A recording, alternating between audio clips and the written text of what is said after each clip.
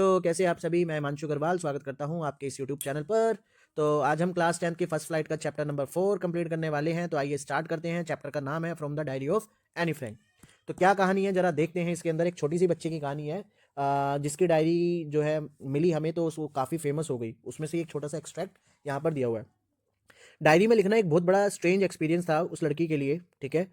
इसलिए नहीं, I have never written anything before, इसलिए नहीं कि भाई उससे पहले कभी इसने डायरी में नहीं लिखा, but also because it seems to me that later और neither nor anyone else will be interested in the music of 13 year old school girl. तो इसलिए कि भाई कौन ही व्यक्ति इंटरेस्टेड होगा एक 13 साल की लड़की की डायरी में, उसने क्या लिखा है क्या नहीं लिखा है ना, उस बात को देखते हुए ये ऐसा कह रहे हैं। तो आखिरकार क्या भाई, देखो अब देखो, जो सोचा जाता है ना वो तो कभी हो ही नहीं सकता ना। इस लड़की ने सोचा कि भाई मेरी डायरी कौन ही देखना पसंद करेगा, कौन ही पढ़ना पसंद करेगा, और देखो बाय डिफॉल्ट क्या हो रहा है, आप सभी और ऐसे लाखों करोड़ों बच्चे जो हैं उसकी डायरी पढ़कर जा चुके हैं।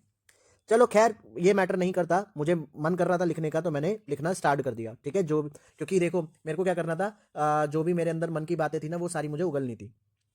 और वैसे भी पेपर्स के ना पेशेंस ज़्यादा होते हैं एज़ कम्पेयर टू पीपल। अगर मैं लोगों को बताऊंगी तो वो तो क्या करेंगे, कहीं ना कहीं इस बात को किसी ना किसी को शेयर कर देंगे, सीक्रेट मेरा रिवील कर देंगे।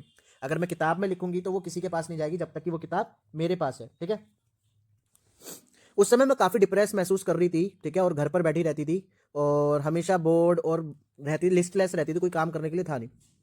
मन करता था कि घर पे रहूं या बाहर जाऊं, तो आई फाइनली मैंने क्या सोचा कि मैं घर पर ही रहूंगी, ठीक है।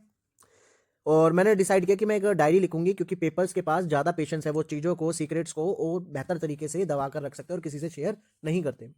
और वैसे भी मैं अपनी बात जो है किसी और को बताना भी नहीं चाहती थी, और उसके लिए इसलिए सबसे बेस्ट परफेक्ट है डायरी, ठीक है। और हाँ, ऐसा नहीं है कि मैं डायरी ही के भरोसे रहूंगी। अगर मेरे को कभी इन फ्यूचर एक अच्छा सच्चा दोस्त मिला तो फिर थोड़ा सी डिफरेंट बात है, फिर मैं अपने दोस्त को ही सारी बातें बताऊंगी। चलो मैं वापसी पॉइंट पर आती हूँ कि वो चीज़ें देखती हूँ कि क्यों मैंने डायरी लिखना स्टार्ट करा। तो सबसे मेन कारण है उसका कि मेरा कोई दोस्त नहीं था। और कोई बिलीव नहीं करेगा कि एक 13 ईयर ओल्ड गर्ल वो अकेला महसूस करती है पूरे वर्ल्ड में, ठीक है। आई, जबकि मेरे पास एक अच्छे माँ प्यार करने वाले पेरेंट्स थे, एक 16 ईयर्स ओल्ड मेरी बड़ी बहन थी, और लगभग 30 लोग थे जिनको मैं अपना दोस्त कह सकती थी, फैमिली थी, आंटी थी, गुड होम था, ठीक है। नहीं, on the surface I seem to have everything, ऊपर से लगता था कि मेरे पास सब कुछ है, लेकिन बट मेरे पास एक चीज़ जो नहीं थी वो थी एक सच्चा दोस्त। All I think about when I am with friend is having a good time. हमेशा मैं अपने दोस्तों के साथ बिताए अच्छे समय के बारे में सोचती हूँ कि काश मेरा कोई पक्का दोस्त होता, उसके साथ मजे करती, टाइम बिताती, है ना। We don't seem to be able to get any closer and that's the problem, maybe it's my fault that we don't confined in each other. ऐसा नहीं कि मैंने दोस्त बनाने की कोशिश नहीं करी, काफ़ी कोशिश करी, परंतु जो है हम ज़्यादा क्लोज नहीं आ पाते हैं। और हो सकता है मेरी गलती हो कि मैं, मेरे को अच्छी बॉन्डिंग बनानी नहीं आती हो, है ना, खुद कह रही हो। बट जो भी बात है वो ऐसी ही है, एंड अनफॉर्चुनेटली इसको चेंज नहीं किया जा सकता। इसलिए मैंने जो है डायरी लिखना स्टार्ट किया। अब मेरे जो मैं लंबे टाइम से सोच रही थी कि मेरा एक दोस्त होगा, वो सिर्फ मेरी इमेजिनेशन तक ही सीमित रह गया। अब मैं अपनी सारी जो चीजें हैं, दुख दर्द सीक्रेट वगैरह, इस डायरी के अंदर झोंक देना चाहती थी, लिख देना चाहती थी, ठीक है, जैसा कि लोग करते हैं। मैं चाहती थी ये डायरी मेरी फ्रेंड बने, और मैं इसका नाम रखने वाली थी किटी। क्या नाम रखा उसने? किटी। हालांकि कोई भी व्यक्ति जो है इसका एक वर्ड भी नहीं समझ पाएगा जो भी मैं किटी को बताऊंगी, ठीक है। पर लिखने की बात आई तो मैंने सोचा कि मैं अपने लाइफ के बारे में इसमें लिखूंगी। हालांकि ये करना मेरे को बिल्कुल भी पसंद नहीं था। किसे पसंद होता है अपनी लाइफ के बारे में बताना, ठीक है। मेरे फादर, जो कि सबसे प्यारे फादर हैं जो मैंने आज तक कभी लाइफ में देखे हैं, did not marry my mother until he was 36। अरे वाह, उन्होंने तब तक शादी नहीं करी जब तक कि वो 36 साल के नहीं हो गए। 36 लॉन्ग टाइम हो गया है। और वो 25, अरे बहुत गैप है, 11 साल का गैप है। मेरी सिस्टर मार्गरेट, वो जो है फ्रैंकफर्ट में पैदा हुई थी, जर्मनी में 1926 में, और मैं 12 जून 1929 को पैदा हुई थी। और मैं भी फ्रैंकफर्ट में ही रहती थी जब तक मैं 4 साल की थी। मेरे फादर को जो है हॉलैंड जाना पड़ा 1933 में, और मेरी मदर एडिथ होलेंडर फ्रैंक, वो भी उनके साथ चली गई हॉलैंड सितंबर में। मार्गरेट और मैं जो है वही यहीं पर रहना पड़ा अपनी ग्रैंड मदर के साथ। फिर फाइनली दिसंबर का महीना आया और मेरी बड़ी बहन भी चली गई, और मैं फरवरी में गई।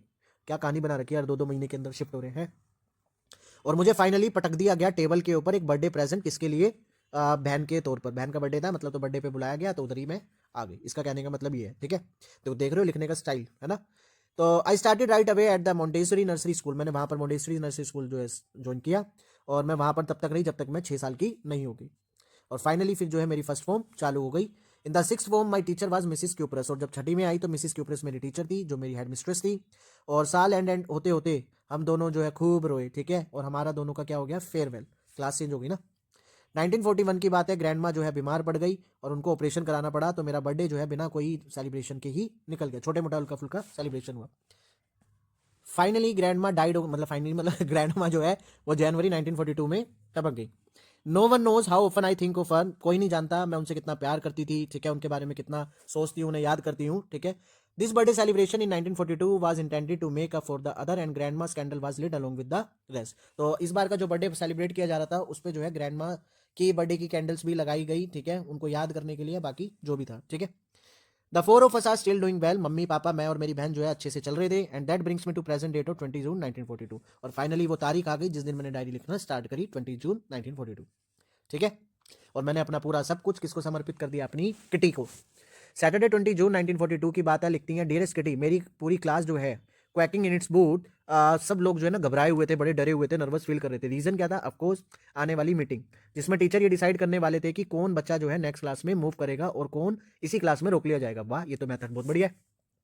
हाफ क्लास जो है शर्त लगा रही थी, जीएन और मैं हंस रहे थे दोनों जो है, क्योंकि दो बॉयज हमारे पीछे बात कर रहे थे, सीएन एंड जैकीज, ठीक है। और who stake their entire holiday saving on their bet, जिन्होंने पूरे महीने की सेविंग्स अपनी छुट्टियों की दाव पर शर्त पर लगा दी कि कौन आगे जाएगा कौन नहीं।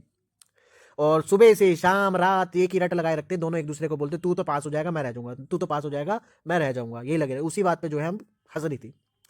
Even jeez pleading lens and my angry outburst can not come there, बल्कि मेरे को गुस्सा भी आया, मैं चिल्लाई उनके ऊपर, परंतु और मेरी फ्रेंड ने रिक्वेस्ट भी करी, तब भी वो दोनों चुप नहीं हुए। अगर आप मेरे से पूछोगे तो क्लास के अंदर इतने सारे बेवकूफ थे ना कि बस ये समझ लो कि एक चौथाई क्लास को तो यहीं पे रोका जा सकता था। बट लेकिन टीचर की बात करें, वो तो भैया पृथ्वी के सबसे अजीबोगरीबी क्रिएचर्स हैं, वो कुछ भी कर सकते हैं, ठीक है। अब देख, मैं अपने और मेरी गर्लफ्रेंड मतलब जो दोस्त है उनके बारे में चिंतित नहीं थी, हम तो जरूर आगे पास होने वाले थे, बस मेरे को एक सब्जेक्ट का डर था, वो था मैथ्स। बस कर भी क्या सकते हैं, वेट करते हैं, जब रिजल्ट आएगा तभी पता लगेगा। तब तक तो एक दूसरे को हम यही बोल सकते हैं कि भाई हार मत मानो, सब कुछ ठीक हो जाएगा। अब मैं जो है अपने टीचरों के साथ अच्छा घुली मिली हुई थी। 9 टीचर थे, 7 आदमी थे और 2 औरतें थी, जिनमें मिस्टर किसिंग सबसे ओल्ड टीचर से जो मैथ्स पढ़ाती थी, ठीक है। वो मेरे से बहुत चिढ़ जाते थे काफ़ी लंबे टाइम से, बिकॉज मैं क्लास में बातें बहुत करती थी। कई सारी वार्निंग्स के बाद भी मैं मानती नहीं थी, तो वो मुझे हमेशा एक्स्ट्रा होमवर्क देते थे। एक दिन उन्होंने मेरे को एक चैटर बॉक्स यानी कि बातूनी के ऊपर कुछ लाइंस लिख के लाने के लिए कही। अब बताओ भला चैटर बॉक्स के ऊपर क्या लिखा जा सकता है, ठीक है। मैंने कहा बाद में चिंता करूंगी, अभी तो मैंने डिसाइड करा, और अपनी नोटबुक में जो है टाइटल उतार कर अपने बैग में रख लिया और शांति से बैठने की कोशिश करी। अब उस शाम जो है मैंने अपना सारा होमवर्क पूरा कर लिया, तभी मेरे को वो याद आया ऐसे जो मेरे को एक्स्ट्रा होमवर्क के तौर पर मिला था, ठीक है। अब मैं अपने फाउंटेन पेन को जो है मुंह में लेकर चबाने लगी और सोचने लगी आखिरकार मैं लिखूं तो लिखूं क्या, ठीक है। But the trick was to come up with convincing argument to prove the necessity of talking. वो कह रही मेरे को सिर्फ होमवर्क पूरा नहीं करना है, मेरे को इस तरीके से आर्ग्यूमेंट्स देने हैं इसके अंदर जिससे कि बताया जाए बात करना बहुत जरूरी है, ठीक है। तो मैं सोचती गई, मेरे को एक आइडिया आया। मैंने 3 पेज जो है मिस्टर किसिंग के ऊपर लिख दिए और मतलब मिस्टर किसिंग को जो है साइन कर दिए और वो सेटिस्फाइड हुए। मैंने उसमें लिखा कि बात करना तो बच्चे की खासियत है, ठीक है, लेकिन मैं उसको कंट्रोल करने की कोशिश करूंगी। But that I would never be able to cure myself, लेकिन मैं अपने आप को इस चीज से, इस बीमारी से बचा नहीं सकती, क्योंकि ये हैबिट जो है मुझे मेरी माँ से मिली है, जो सारे दिन चेक करती रहती है, ठीक है। तो अब आप इस कैरेक्टर्स के बारे में कुछ नहीं कर सकते जो आपको पेरेंट्स से मिले हो। तो मिस्टर किसिंग तो ये बात सुनकर हंसने लगे मेरे आर्ग्यूमेंट्स पे। और जब मैं आगे बढ़ी, ठीक है, नेक्स्ट लेसन पे, तो इन्होंने मेरे को एक सेकंड ऐसे दे दिया। अरे वाह, दिस टाइम उन्होंने दिया एन इनकॉर्गिबल चैप्टर बॉक्स, जिसको कभी मतलब एक ऐसा बातूनी जिसको कभी भी ठीक नहीं किया जा सकता, जो बुरी आदत बन चुकी है, ठीक है। मैंने उससे होमवर्क को भी लिया and Mister Keating had nothing to complain about for 2 whole lessons. फिर आगे मेरे को 2 क्लासेस तक उन्होंने कुछ भी नहीं बोला। लेकिन जब 3rd लेसन की बात आई तो he had finally had enough Annie Frank as punishment for talking in class write an essay entitled quack quack quack quack. तो गुस्से में आकर उन्होंने बोला कि तुम बात बहुत करती रहती हो, तो मैं तुम्हें सजा दे रहा हूँ और सजा के तौर पर तुम्हें एक ऐसे लिख के लेके आना किस पर, क्वैक क्वैक क्वैक क्वैक पे, ठीक है। अब भैया सारी क्लास हंस पड़ी, ये क्या टॉपिक दिया है सर ने, है ना।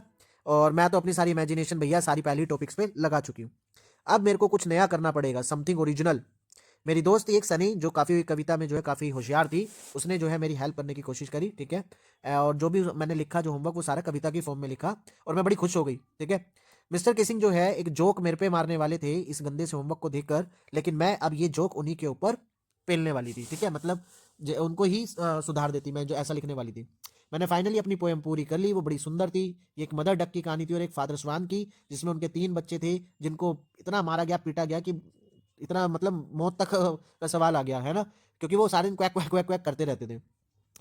अच्छी बात है कि मिस्टर किसिंग ने जो है इस जोक को सही तरीके से समझा, अगर गलत तरीके से लगते तो शायद मैं और पिटती, है ना। एडिंग इज ओन कमेंट, उन्होंने अपने कमेंट डाले और कई सारी क्लासेस को भी सुनाया, ठीक है। और तब से मेरे को जो है क्लास में टॉक करने की इजाजत भी दे दी और अब मुझे एक्स्ट्रा होमवर्क भी नहीं देते।